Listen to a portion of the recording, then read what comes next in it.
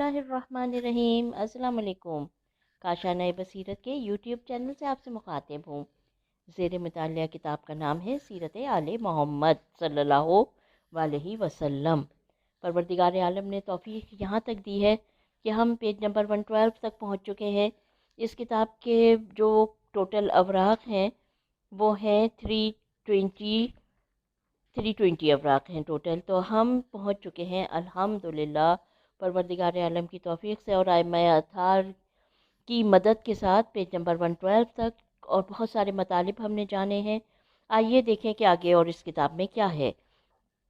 यहाँ पर मेरे सामने हेडिंग है एक सवालिया निशान के साथ, करारदाद में क्या था। अब मैं आपके सामने वो करारदाद की इबारत पेश करता हूँ जो कि माविया ने इमाम हसन अलैहिस्सलाम के साथ बांधी थी। नंबर 1, माविया की हुकूमत वागुजार की जा रही है इस शर्त के साथ कि वह कुरान और सुन्नत और सीरत खुलफा पर अमल करेगा। मैं यहाँ पर एक ज़रूरी बात करना चाहता हूँ, वो ये कि हज़रत अमीरुल मोमिनीन अलैहिस्सलाम का एक उसूल था कि खिलाफत मेरे हाथ में हो या किसी और के हाथ में, बावजूद ये कि खिलाफत मेरा हक़ है, मैं क़याम नहीं करूँगा।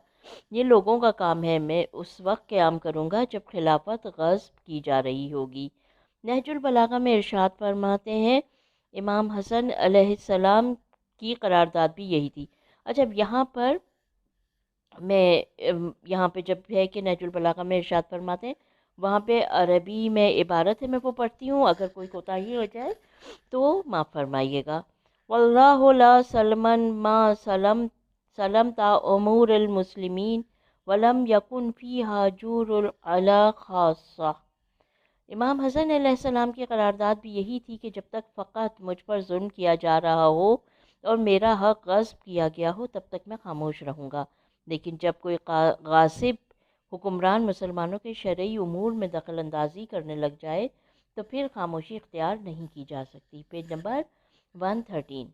नंबर 2, माविया के मरने के बाद हुकूमत करने का हक़ इमाम हसन अलैहिस्सलाम को होगा और उनके बाद इमाम हुसैन अलैहिस्सलाम मसनद रसूल के वारिस होंगे। इससे ये ज़ाहिर होता है कि ये सुलह अर्ज़ी मुद्दत के लिए थी। इमाम हसन अलैहिस्सलाम ने ये नहीं फरमाया कि अब हम जा रहे हैं तो तू जाने और ये खिलाफत जाने, जब तक जी चाहे हुकूमत करता रहे। फिर ये सुलह माविया की ज़िंदगी तक थी, इसके बाद वो सुलह खुद ब खुद ख़त्म हो जाएगी। इसलिए माविया को हक़ नहीं पहुँचता कि वो साजिशों के जाल बिछाता फिरे और ना ही वो कोई दूसरा शख्स बतौर खलीफा मुअय्यन कर सकता है। नंबर 3, सुलह शाम। माविया शाम में हज़रत अली अलैहिस्सलाम पर खुले आम तानो तशनी किया करता था। इस सुलहनामे में शर्त आयद की गई कि इस अमल बद को रोका जाए। माविया ने नमाज़ों के वक्त जो अली अलैहिस्सलाम पे तानो तशनी का सिलसिला शुरू कर रखा है, इस दिन से मौकूफ़ हो गया। अब वो अली अलैहिस्सलाम को अच्छे लफ्ज़ों के साथ याद करता था। इस करारदाद पर माविया ने दस्तखत किए और ये सिलसिला रुक गया। इससे पेशतर वो अली अलैहिस्सलाम के ख़िलाफ़ जगह जगह प्रोपेगंडा करता था और कहा करता था कि हम उनको बुरा बिल्ला नाउज़ु बिल्लाह इसलिए कहते हैं कि वो इस्लाम से खारिज हो चुके हैं। अब माविया पर एतराज़ होने लगा कि तू एक शख्स को लानत का हकदार समझता था, अब तू इसको अच्छे लफ्ज़ों के साथ याद कर रहा है। इसका मकसद ये है कि जो कुछ किया जा रहा है वो ख्वाहिशात नफसानी की पैरवी के सिवा कुछ नहीं है। इसके बाद फिर क्या हुआ? उसने करारदाद के उसूलों को तोड़ दिया, इंसानी इक़दार को रोन डाला और फिर 90 साल तक ये सिलसिला तूल पकड़ गया। पेज नंबर 114 यानी 114।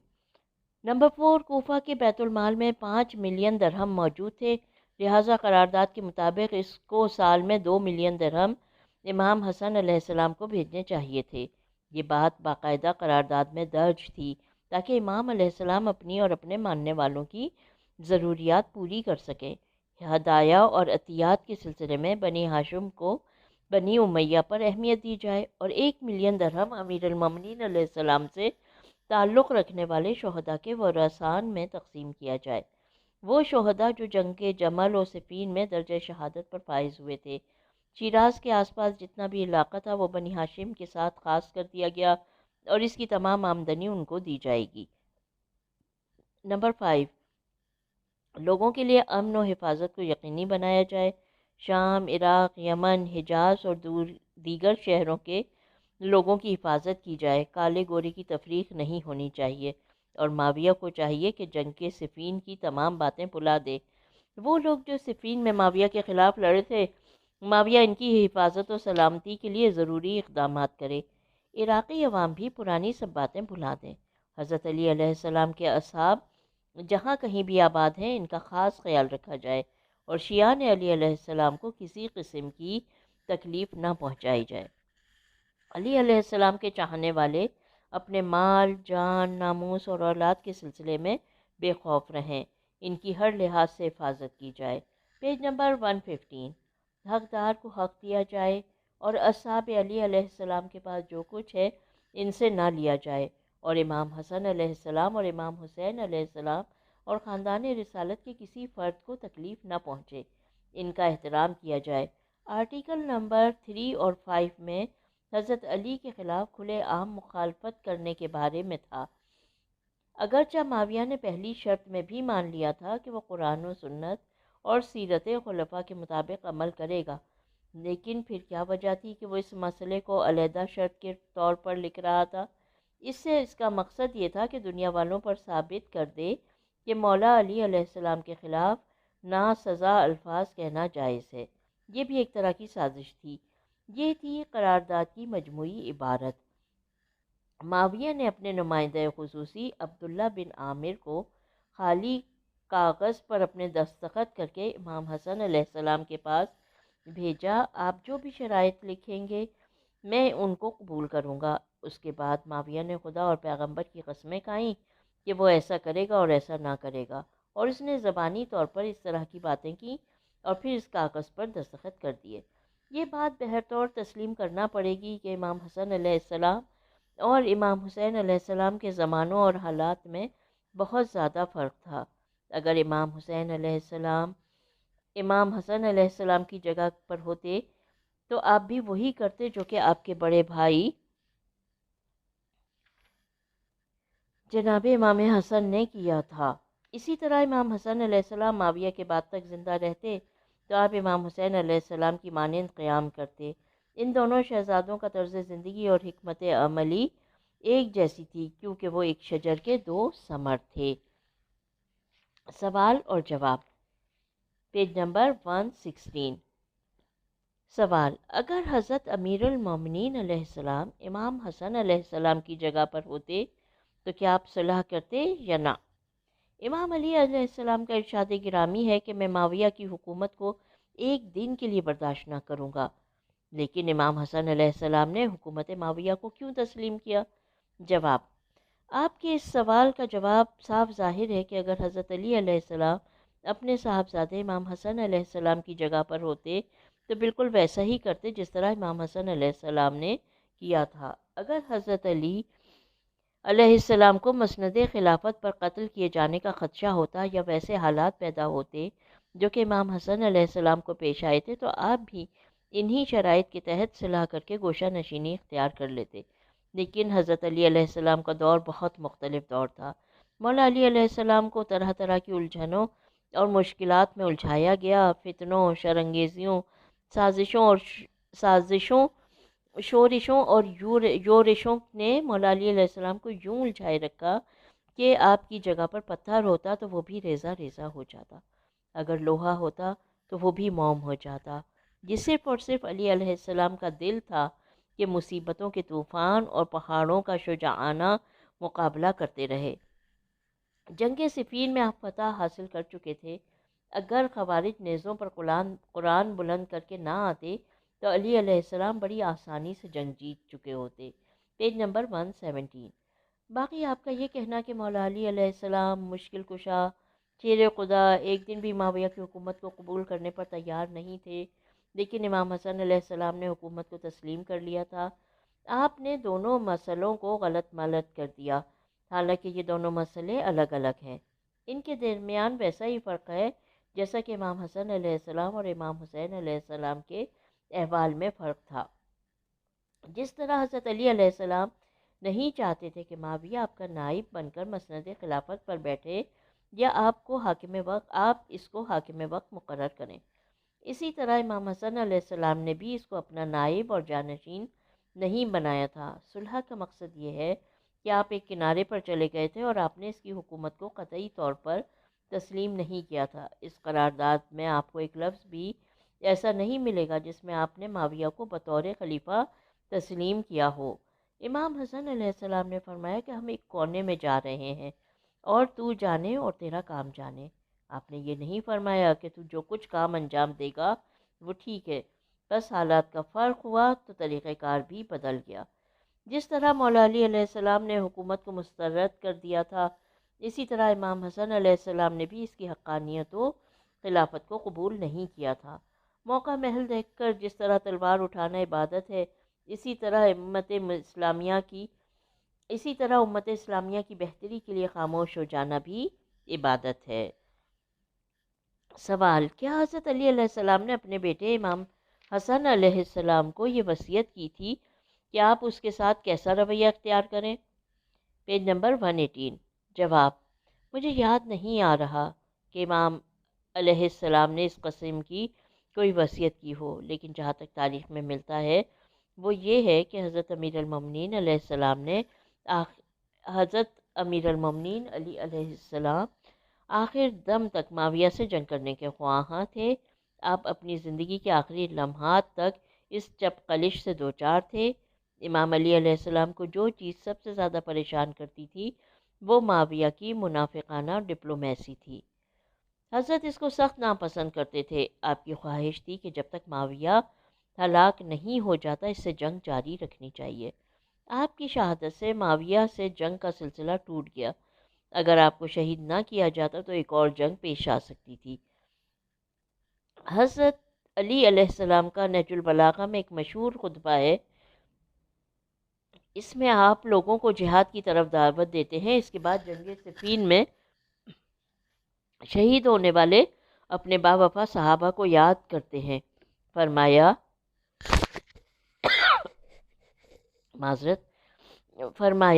کہاں گئے ہیں میرے بھائی، میرے ساتھی؟ وہ سیدھے راستے پر سوار ہوئے، یقیناً وہ حق پر تھے۔ عمار یاسر اور میرے دوست کہاں ہیں؟ نہج البلاغہ خطبہ نمبر 182۔ اس کے بعد آپ نے گریہ کیا۔ آپ کا یہ خطاب نماز جمعہ میں تھا۔ آپ نے لوگوں کو آگے بڑھنے اور جہاد کرنے کی ترغیب دلائی۔ مورخین نے لکھا ہے کہ ابھی دوسرا جمعہ نہ آیا تھا کہ آپ کو ضربت لگی اور شہید ہو گئے۔ امام حسن علیہ السلام نے بھی شروع میں معاویہ سے جنگ کرنے کا پروگرام بنایا تھا، لیکن جب اپنے اصحاب کی بے پرواہی اور اندرونی اختلافات کو ملاحظہ فرمایا تو آپ نے جنگ کا ارادہ ترک کر دیا۔ Page number 119۔ دوسرے لفظوں میں جب آپ نے یہ دیکھا کہ جنگ کرنے سے جگ ہنسائی ہوگی، آپ نے بہتر سمجھا کہ اس حالت میں خاموش رہنے ہی میں عافیت ہے۔ امام حسین علیہ السلام کی سب سے بڑی خصوصیت یہ ہے کہ آپ نے ایمانی لحاظ سے ایک طاقتور جماعت تیار کی جو کہ بڑی اور سخت سے سخت مشکل کا مقابلہ کرنے کی طاقت رکھتے تھے۔ یہ کسی تاریخ نے نہیں لکھا کہ آپ کی جماعت کا کوئی ایک فرد بھی دشمن کی فوج میں شامل ہوا ہو، بلکہ آخری دم تک استقامت کے یہ پہاڑ اپنی اپنی جگہوں اور اپنے ارادوں پر ڈٹے رہے۔ ان کے بچوں تک نے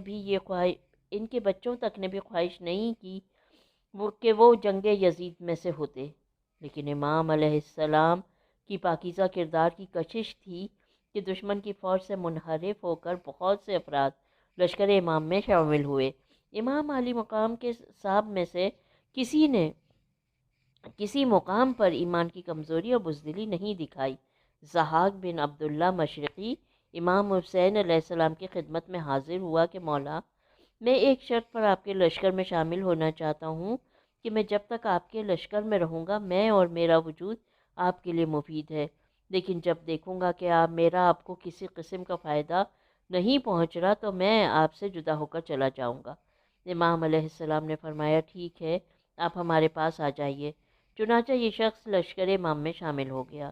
عاشورہ کے آخری لمحات تک یہ شخص وہیں رہا۔ اس کے بعد کہنے لگا مولا اب میں جانا چاہتا ہوں کیونکہ میں دیکھ رہا ہوں کہ میرا آپ کو کسی قسم کا کوئی فائدہ نہیں ہے۔ آپ نے فرمایا ٹھیک ہے، اگر تم جانا چاہتے ہو تو جاؤ۔ اس کے پاس بہت اعلیٰ قسم کا گھوڑا تھا، یہ اس پر سوار ہوا اور اس کو ایڑی لگائی اور لشکر یزید کو چیرتا ہوا باہر نکل گیا۔ Page number 120۔ چند یزیدیوں نے ضحاک کا تعاقب کیا اور وہ اس کو گرفتار کرنا چاہتے تھے، لیکن ان سپاہیوں میں سے اس کا ایک واقف کار نکل آیا۔ اس نے کہا اسے جانے دیجئے کہ یہ جنگ نہیں کرنا چاہتا۔ انہوں نے اسے جانے دیا۔ اس کے علاوہ کسی ایک شخص نے بھی لشکر امام میں سے اپنے ایمان کی کمزوری نہیں دکھائی، لیکن امام حسن علیہ السلام کے اصحاب اگر بزدلی اور کمزوری نہ دکھاتے تو آپ کسی طرح بھی صلح نہ کرتے۔ ایک تو آپ شہید ہو جاتے، دوسرا رسوائی ہوتی، اس لیے آپ نے مصالحت کی۔ یہ وہ فرق ہے جو ایک کے قیام اور دوسرے کی مصالحت پر متنج ہوا۔ جس طرح حضرت علی علیہ السلام معاویہ سے جنگ کے خواہاں تھے، اسی طرح امام حسن علیہ السلام بھی اس سے لڑنا چاہتے تھے، لیکن جب کوفہ والوں کی بے وفائی اور بے پرواہی دیکھی تو آپ نے جنگ کا ارادہ بدل لیا۔ یہاں تک کہ امام علیہ السلام کے لشکر میں بھی کمی واقع ہو گئی تو آپ نے شہر سے باہر آ کر فوجیوں سے فرمایا نقلیہ مقام پر جائیں، اور آپ نے خطبہ دیا اور لوگوں کو جہاد کی طرف دعوت دی تو سبھی خاموش رہے۔ اس مجمع میں صرف عدی بن حاتم اپنی جگہ سے اٹھا اور لوگوں کو ملامت کی اور کہا میں خود جاتا ہوں، چنانچہ وہ چل پڑا۔ 1000 آدمی بھی اس کے ساتھ چل پڑا۔ اس کے بعد امام حسن علیہ السلام نخیلہ مقام پر تشریف لے گئے اور 10 دنوں تک وہیں پر قیام فرمایا۔ صرف 4000 آدمی جمع ہوئے۔ حضرت دوسری مرتبہ پھر تشریف لائے اور لوگوں کو دوبارہ جہاد کی طرف راغب کیا۔ اس مرتبہ لوگوں کی جمعیت کچھ زیادہ اکٹھی ہوئی، لیکن اس کے باوجود انہوں نے ایمان کی کمزوری اور بزدلی کا مظاہرہ کیا۔ Page number 121۔ رات ہوئی، معاویہ کی طرف سے کچھ وہ لوگ آئے، ان کے سرداروں کو پیسے دیے، چنانچہ اسی رات کو وہ لوگ بھاگ کر چلے گئے۔ ٹولیاں ٹولیاں بنا کر جا رہے تھے۔ اس افسوسناک صورتحال کو دیکھ کر حضرت نے مناسب سمجھا کہ ذلت کی بجائے عزت کے ساتھ خاموشی اختیار کی جائے۔ سوال: آپ نے یہ فرمایا کہ اگر امام حسن علیہ السلام صلح نہ کرتے تو تاریخ ان پر اعتراض کر سکتی تھی۔ میرے خیال کے مطابق امام علیہ السلام اگر صلح نامے پر دستخط نہ کرتے تو ان کی ذات پر کوئی فرق نہیں پڑتا تھا، کیونکہ پوری دنیا جانتی ہے کہ معاویہ ایک چالاک و عیار شخص تھا۔ اس نے امام حسن علیہ السلام کی طرف ایک سفید کاغذ بھجوا کر ایک چال چلی تھی۔ معاویہ کو تو لوگ حضرت امیر علیہ السلام کے زمانے سے جانتے تھے کہ یہ شخص صرف اور صرف اقتدار کا بھوکا ہے اور کرسی کے حصول کے لیے اس طرح کے حربے استعمال کرتا رہتا ہے۔ جواب: یہ درست ہے کہ معاویہ بہت ہی چالاک انسان تھا، لیکن دیکھنا یہ ہے کہ امام علیہ السلام نے اسلامی شرائط کو قبول کیا ہے یا غیر اسلامی کو۔ ظاہر ہے اسلامی شرائط ہی امام علیہ السلام نے قبول فرمائی تھی۔ دوسری بات، یہ صلح نامہ ذاتی مقصد اور شخصی مفاد کے لیے نہیں تھا، بلکہ اس میں تمام مسلمانوں کے فوائد مضمر تھے۔ تیسری بات، امام حسن علیہ السلام کے ساتھیوں نے آپ کے ساتھ ہرگز وفا نہ کی۔ پھر اس وقت حکومتی مشینری شب و روز پروپیگنڈا کر رہی تھی کہ معاویہ تو امام علیہ السلام کی ہر بات مانتا ہے، لیکن امام علیہ السلام نہیں مانتے۔ ظاہر ہے اس وقت کا مورخ یہی لکھتا کہ نعوذ باللہ امام حسن علیہ السلام صلح جو انسان نہیں ہے، حالانکہ امن و سلامتی کا قیام ائمہ طاہرین علیہ السلام کی اولین ترجیحات میں شامل ہے۔ Page number 122۔ آپ نے یہ کہا کہ وہاں کے عوام حضرت امیر علیہ السلام کے زمانے سے معاویہ کو پوری طرح سے جانتے اور پہچانتے تھے کہ وہ اپنی ایک بات پر قائم نہیں رہتا، بلکہ کہتا کچھ ہے کرتا کچھ اور ہے۔ دراصل معاملہ کچھ یوں تھا کہ لوگ معاویہ کو اچھا انسان تو نہیں سمجھتے تھے، لیکن ان کے نزدیک وہ حکمران اچھا تھا، اس لیے بھی کوفہ والے قدرے خاموش ہو گئے۔ عوامی رد عمل یہ تھا کہ اگر وہ اچھا انسان نہیں ہے تو کیا اچھا حکمران تو ہے۔ عوامی رد عمل یہ تھا کہ اگر وہ اچھا انسان نہیں ہے تو کیا اچھا حکمران تو ہے۔ وہ کہا کرتے تھے کہ معاویہ نے خطہ شام کو کس طرح سنوارا ہے اور وہاں کے لوگ کس طرح خوشحال ہیں۔ لوگوں نے معاویہ کو اس طرح پہچان رکھا تھا۔ پھر اس کو حکمران ہونے کے بعد اس پورے ملک پر مکمل قدرت حاصل تھی۔ کہا جاتا ہے کہ جس کی لاٹھی اس کی بھینس۔ اس لیے سبھی خاموش تھے۔ اب ان حالات میں حق و صداقت، سچائی، راست بازی کے پیکر امام حسن علیہ السلام تن تنہا کیا کرتے؟ اس وقت لوگوں میں یہ بات عام تھی کہ معاویہ وقت کا بہت بڑا سیاستدان ہے۔ مورخین نے معاویہ کی اس مقام پر مذمت کرتے ہوئے لکھا ہے کہ اگر وہ کوفہ میں بھی حلم و بردباری اور اچھے کردار کا عملی مظاہرہ کرتا تو وہ اسلامی و دینی نقطہ نظر سے بھی کامیاب ہو جاتا۔ معاویہ کے بارے میں مشہور تھا کہ وہ بردبار سیاستدان ہے۔ لوگ اس کو جا کر سر عام گالیاں دیتے اور برا بھلا کہتے تھے، لیکن وہ ان کی تمام باتیں سنی انسنی کر دیتا تھا اور ہنستے مسکراتے ہوئے ان کو انعام و اکرام سے نوازتا تھا۔ اس کے اس رویے کی وجہ سے لوگوں کی سوچ بدل جاتی اور اس بات پر لوگ بہت زیادہ خوش ہو گئے تھے کہ معاویہ دنیا دار حکمران ہے۔ Page number 123۔ امام حسن علیہ السلام اس لیے خاموش ہو گئے تھے کہ وہ لوگوں کے اذہان پیسوں سے خرید لیا کرتا تھا۔ لوگوں کو اس سے غرض نہ تھی کہ وہ نیک ہو، اچھا ہو، دیندار ہو، بلکہ وہ چاہتے تھے کہ جو حکومتی امور کو بااحسن چلا سکے۔ معاویہ کے بارے میں مشہور تھا کہ وہ ایک جا طلب اقتدار کا بھوکا انسان تھا۔ اب بریکٹ میں یہاں پر لکھا ہوا ہے، جس طرح آج کے دور میں قومی اور صوبائی اسمبلیوں کو خریدا جاتا ہے، اس وقت بھی معاویہ اعتراض کرنے والے کو پیسے دے کر خاموش کرا دیتا تھا، بلکہ اس کے بڑے بڑے مخالف مالی اور مادی لالچ کی وجہ سے اس کے ساتھی بن گئے۔ بریکٹ یہاں پر اوور ہو جاتی ہے۔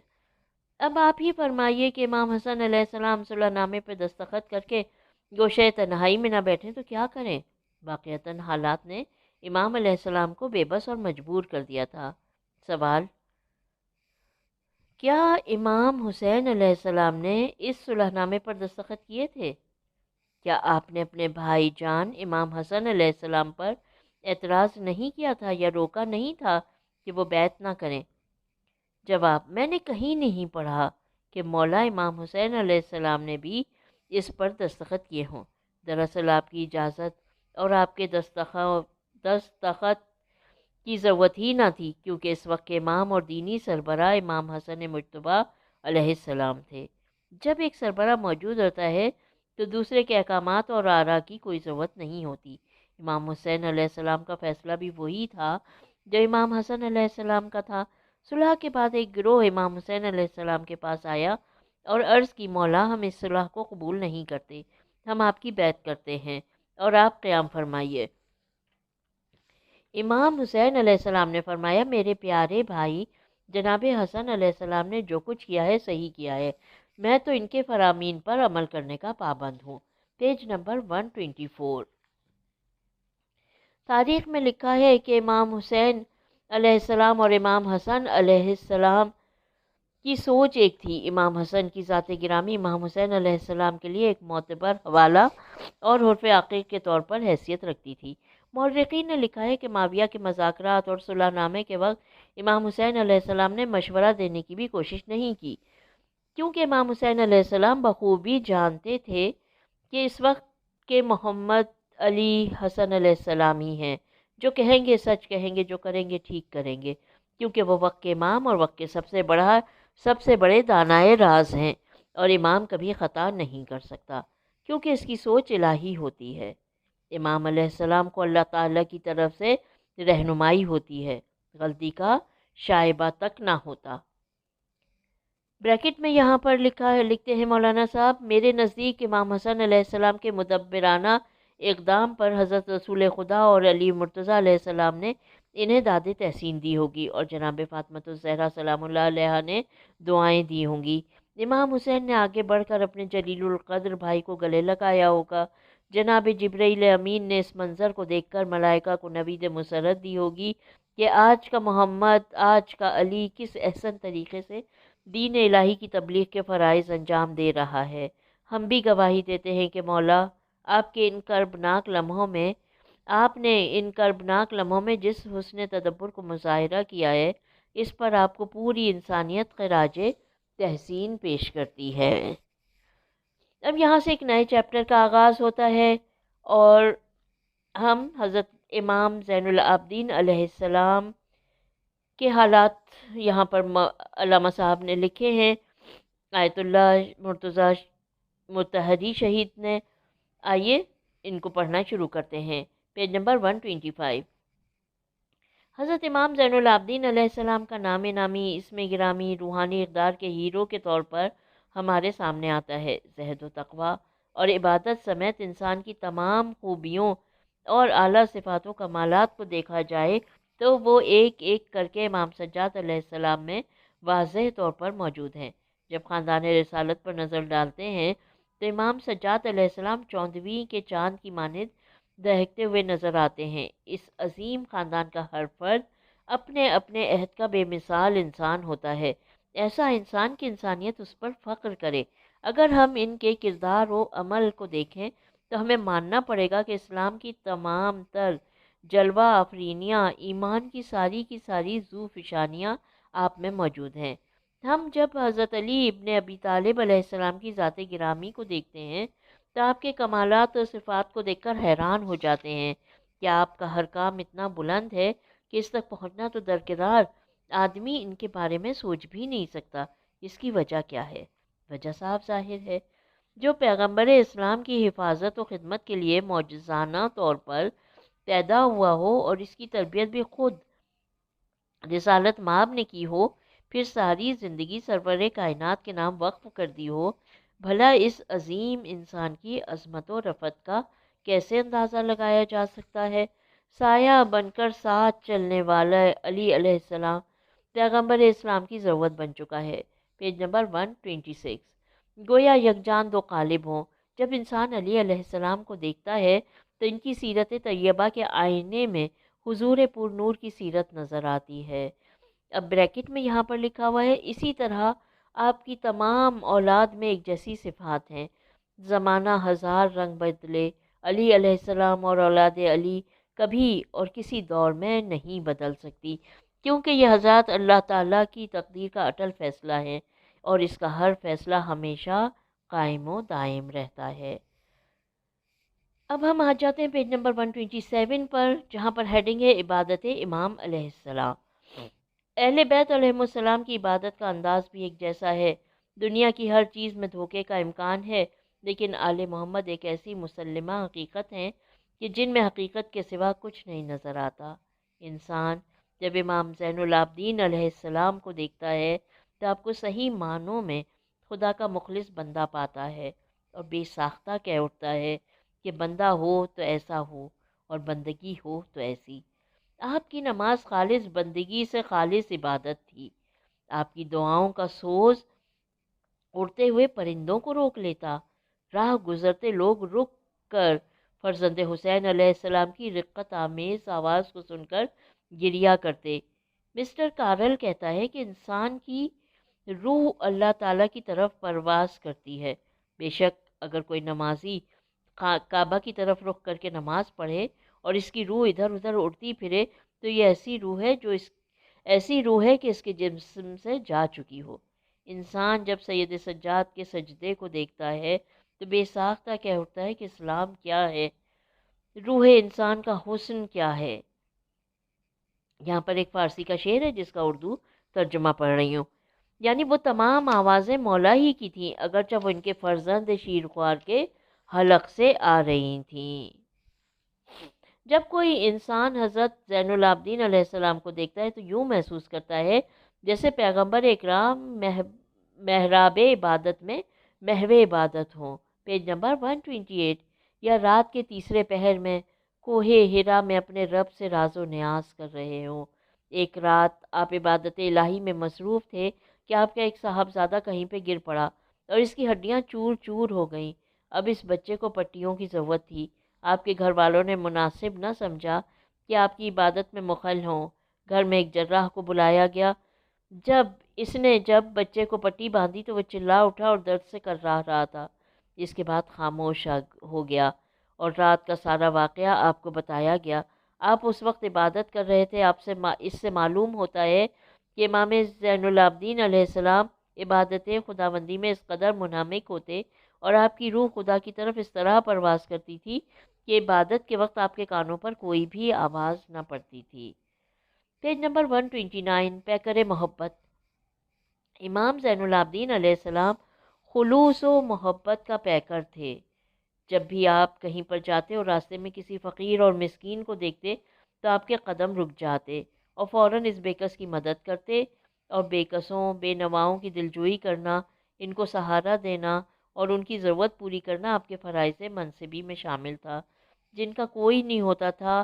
آپ اس کے دوسروں سے بڑھ کر ڈھارس بندھاتے، اس کو اپنے در دولت پر لے آتے اور اس کی ضرورت پوری کرتے تھے۔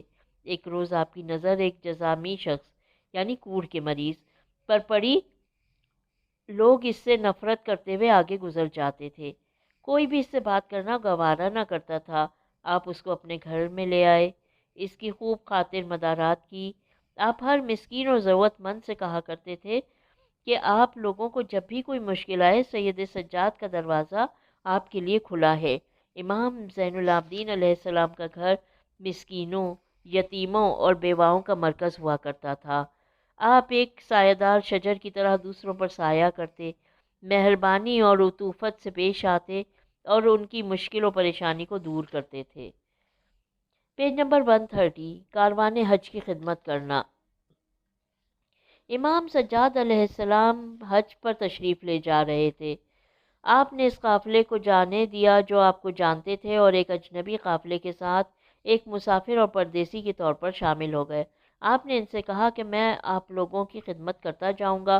انہوں نے بھی مان لیا۔ اونٹوں اور گھوڑوں کے سفر میں 12 دن لگتے تھے۔ امام علیہ السلام اس مدت میں تمام قافلہ والوں کی خدمت کرتے رہے۔ اثناء سفر میں یہ قافلہ دوسرے قافلے کے ساتھ جا ملا۔ ان لوگوں نے امام علیہ السلام کو پہچان لیا اور دوڑ کر آپ کی خدمت میں آئے۔ عرض کی مولا آپ کہاں؟ امام نے سب کی خیریت دریافت کی۔ انہوں نے اس قافلے سے پوچھا کہ کیا تم اس نوجوان کو پہچانتے ہو؟ انہوں نے کہا نہیں، یہ ایک مدنی نوجوان ہے اور بہت ہی متقی اور پرہیزگار ہے۔ وہ بولے تمہیں خبر نہیں، یہ حضرت امام زین العابدین علیہ السلام ہے، اور آپ ہیں کہ امام سے کام لیے جا رہے ہیں۔ یہ سن کر وہ لوگ امام کے قدموں میں گر پڑے۔ عرض کی مولا آپ ہمیں معاف کر دیجئے کہ ہم نے لا علمی کی بنا پر آپ کی شان میں گستاخی کی۔ کہاں آپ کی عظمت و رفعت اور کہاں ہماری پستی۔ ہم پر کہیں عذاب الہی نہ آ پڑے۔ آپ ہمارے آقا و مولا ہیں، آپ کو سرداری کی مسند پر بیٹھنا چاہیے تھا۔ Page number 131۔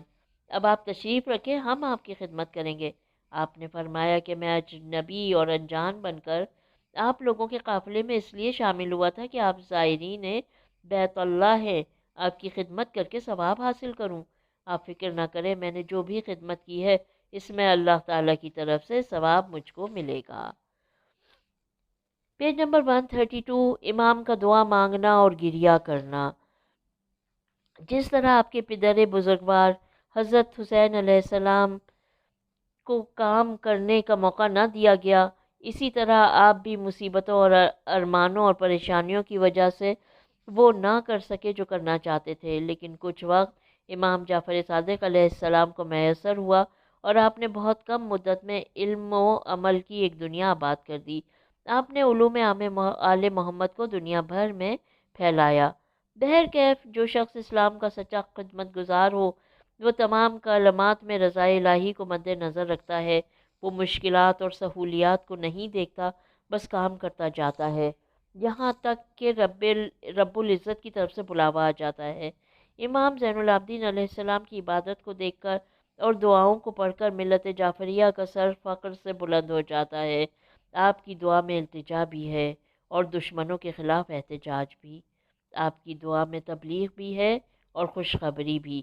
گویا برکتوں، رحمتوں کی ایک موسلا دھار بارش برس رہی ہے۔ بعض لوگوں کا زعم باطل ہے کہ چونکہ امام سجاد علیہ السلام نے والد بزرگوار کی شہادت کے بعد تلوار کے ذریعے جہاد نہ کیا، اس لیے آپ نے دعاؤں پر اکتفا کی اور غموں کو دور کرنے کے لیے ہر وقت دعا مانگا کرتے تھے۔ ایسا ہرگز نہیں ہے۔ آپ نے اپنے والد گرامی کو زندہ کرنے کے لیے اس کی یاد کو ہر وقت تازہ کیے رکھا۔ دنیا والوں کو معلوم ہونا چاہیے، کربلا کو کربلا بنایا ہی سید سجاد نے ہے۔ Page number 133۔ آپ کا اپنے پیاروں کی یاد میں گریہ کرنا بھی جہاد تھا۔ آپ دنیا والوں کو بتانا چاہتے تھے کہ امام حسین علیہ السلام کا مقصد قیام کیا تھا۔ آپ نے اتنی تکلیفیں پریشانیاں برداشت کیوں کی؟ آپ پر ظلم کیوں ہوا اور کس نے کیا؟ یہ سب کچھ سید سجاد نے بتایا۔ میرے نزدیک امام سجاد علیہ السلام کی مصیبت کا باب ہی سب آئمہ کے مصائب سے الگ اور انوکھا ہے۔ خدا جانے کتنا مشکل وقت ہوگا جب یزید ملعون ممبر پر بیٹھ کر نشے سے مدہوش ہو کر امام مظلوم کے سر اقدس کی توہین کر کے اپنے مظالم کو فتح و کامیابی سے تعبیر کر رہا تھا۔ پھر کتنا کٹھن مرحلہ تھا وہ جب مقدرات عصمت کی طرف اشارہ کر کے پوچھتا تھا یہ بی بی کون ہے اور وہ بی بی کون؟ یہ جناب سجاد علیہ السلام کا ہی دل تھا جو نہ سہنے والے غم بھی بڑی بے جگری سے سہتا رہا۔ یہ وہ غم تھا کہ پہاڑ بھی برداشت نہ کر سکتے تھے۔ پھر والد گرامی اور شہدائے کربلا کی شہادت کے بعد آپ نے جس انداز میں یزیدیت کا جنازہ نکالا اور اپنے عظیم بابا کا مقصد شہادت بیان کیا کہ کائنات کا ذرہ ذرہ بول اٹھا، سید سجاد تیری عظمتوں کا کیا کہنا۔ آپ واقعہ کربلا کے بعد ہر وقت گریا کرتے رہتے۔ اشکوں کا سیلاب تھا جو رکتا نہیں تھا، آنسو تھے کہ بہتے رہتے تھے۔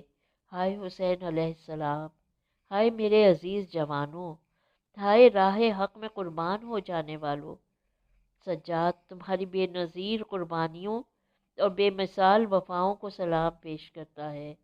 آہ، غم کا وہ کوہ گراں، جب تک یہ دنیا باقی ہے غم شبیر سلامت رہے گا۔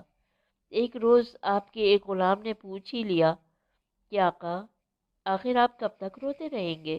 اب تو صبر کیجئے۔ اس نے خیال کیا تھا کہ امام شاید اپنے عزیزوں کو یاد کر کے روتے ہیں۔